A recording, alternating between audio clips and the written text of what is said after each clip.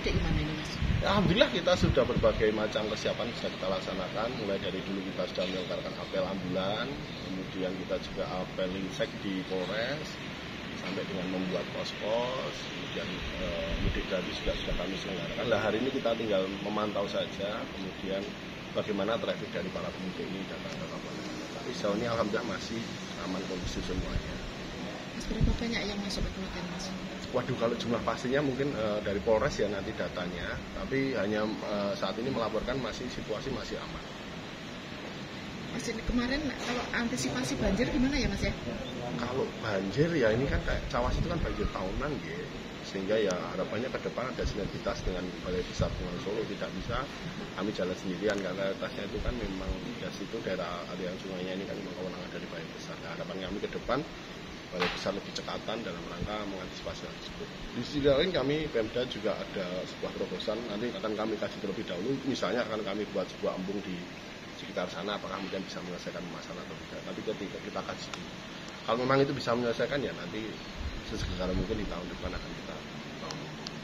Nanti ke depan ditambah embungnya ya Mas? Ya kalau memang dari sisi teknis itu bisa menyelesaikan permasalahan, ya tentu apapun yang terbaik untuk warga masyarakat pasti akan kami lakukan. Mas, juga penerangan jalan raya Jogja Solo Mas, ada yang masih kurang itu? Itu kan memang kewenangan dari pusat, tapi di sub secara berkala selalu kami sundul untuk kemudian segera bisa pusat ini perbaiki ya. Karena memang sudah usur, itu sudah usang, itu sudah puluhan tahun seperti itu. Ya, harus ada alih teknologi ke depan. Mungkin kami juga ke depan akan komunikasi dengan kementerian agar kemudian ada perbaruan, karena Jogja Solo ini adalah daerah sangat vital. Mas, berarti untuk banjir tadi ya mungkin kan banyak ya bagaimana sudah dilakukan itu mengurangi sedimentasi dan sebagainya. Tapi bagaimana untuk merubah mindset masyarakat? Karena kita masih sering lihat itu orang naik motor nanti bawa bungkusan buang sampahnya di itu.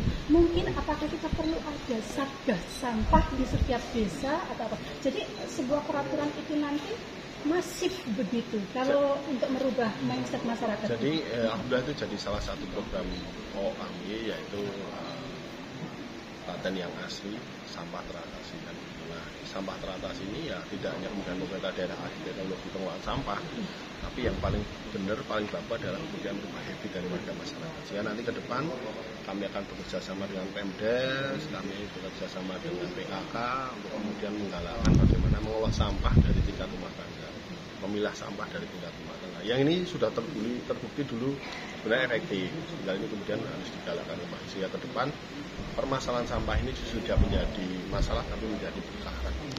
Oke, Kabupaten Klaten pasti kita akan alih teknologi agar TPA ini lebih mumpuni memproses sampah. TPA juga akan kita alih teknologi. Tapi kalau tidak dibarengi dengan habit masyarakat yang berubah, ya itu tetap akan jadi masalah ke depannya. Sehingga ya paling basic ya habit masyarakat harus kita ubah dengan gerakan pilah-pilah sampah dari rumah tangga. Rencana kemarin kerjasama dengan universitas itu untuk mengolah alih teknologi di troketonnya sama TPS 3R. Itu akan kami lakukan. Tapi kan tetap yang dari masyarakat juga harus berubah habitnya kan. Sehingga tadi tidak ada ke depan buang sampah sembarangan lagi, tidak ada sungai yang kemudian banyak sampah mengapa dan sebagainya. Yang pengolahan troketon realisasi tahun berapa Mas? Kita tinggal nanti investornya yang deal yang mana. Kan ada yang menawarkan diri untuk kemudian investasi, sehingga uang dari mereka, barang dari mereka kita menyediakan tempat.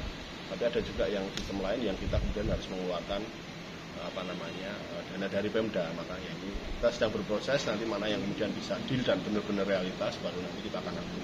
Semoga tahun depan sudah mulai bisa rapi. Dapat efisiensi mana? Efisiensi anggaran gimana Mas? Efisiensi anggaran sesuai aturan dari pemerintah pusat, memang DAK ini terpangkas. DAK itu di 40-an miliar.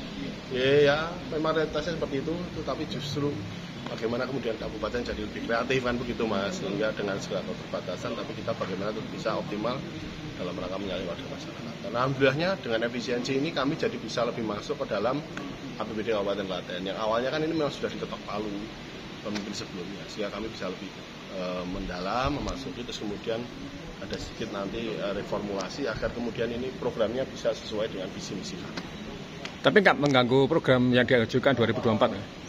Kalau bicara mengganggu, mengurangi iya. Mengurangi pasti. Kan ada misalnya ruas jalan yang tadinya mau dibangun jadi tertunda, ada program apa itu pasti. Tapi kemudian kemudian ya itu tidak bisa jadikan kita alasan ya, tetap latihan tetap harus kemudian berkembang cepat. Tadi gimana kesannya ketemu dengan wartawan dan LSM hari tadi? Alhamdulillah, tentu kami bersyukur bisa ketemu dengan keluarga besar media di Kabupaten Klaten. Ini bagaimana kemudian kita bisa berbicara dari hati ke hati.